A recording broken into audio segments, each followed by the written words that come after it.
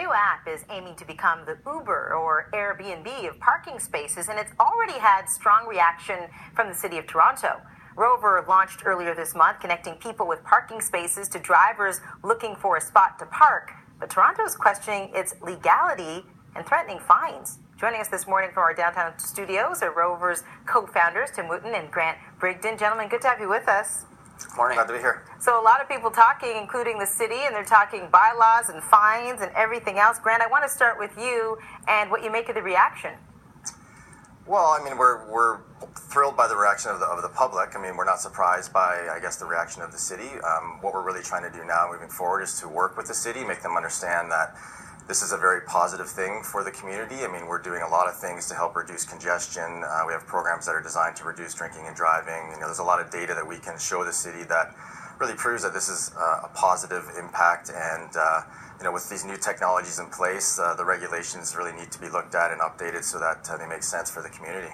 Yeah, and as I've read here, it looks like the bylaw situation isn't absolutely clear, that you seem to be operating in what seems like a gray area. And Tim, as I understand it as well, the two of you were working independently and then came together. So give us a bit of background. Yeah, no, exactly. I came up with the idea about a year ago and was talking to a whole bunch of different people about it, and eventually got connected with Grant when I sat down with some guys and said, oh, you know what, this guy Grant that I know is working on the same idea. You guys should sit down and talk, and it was great. So we sat down and we worked well together. So we had the same ideas about the product, which was really about trying to help the city and trying to help ease traffic congestion and really trying to make it about people and the whole shared economy. And because we really worked well together on that, we decided to move forward. And it's just really exciting to see all this support, see the support of all the people downloading the app, and of Mayor Tory, who's talking about innovation in Toronto and his stance on innovation in Toronto, and all that's fantastic to make Toronto a better place. Yeah, Mayor Tory actually saying, listen, you can't crush this kind of technology, so we'll have to see how we can kind of work with it.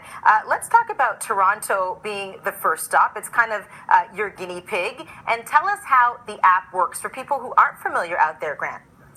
Right, well, if you're familiar with Airbnb, it's very much the same sort of thing. So if you have a space in your driveway or you have a business, you know, where the spot sits empty, you can go onto the app, you can input all your relevant information, the address, you know, the times, take a picture, all that sort of stuff. You submit it, and your spot is live on the system.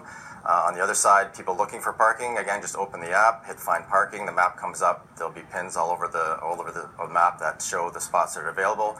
You select your pin, you book, you pay, you're parked, and you're done. It's that easy.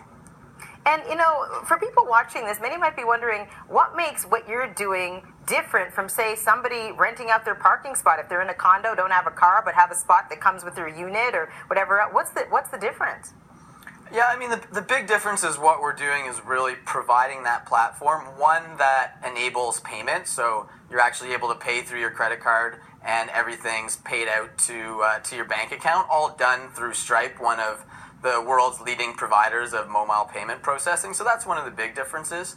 The other difference is right now we actually are more dealing with surface lots. So Marcy, you talked about the condos, and we're sort of staying away from condos a little bit right now, just from the standpoint of the fobs and that whole fob access standpoint. So we're really more dealing with those driveways and those surface lots that as you're walking around Toronto, you see sitting there empty. And we have an entire review-based system in place so that you know who's parking on either side of the equation, to really create that trust that the Ubers and the Airbnbs have done such a good job doing with their review system, so that it really holds people accountable and make sure that people are using it how it's supposed to be used and not trying to take advantage of a system. The city has responded, and I just quickly, before I let you go, want to tell you what was said here, and I quote, okay, we're going to throw a board up. Discussions are always an option when there is an attempt to do something that is within the legal framework of the city's bylaw. Discussions to try to permit a use that is not permitted through zoning bylaw leaves no room for agreement. So that kind of shuts the door. Where do you go from here, gentlemen?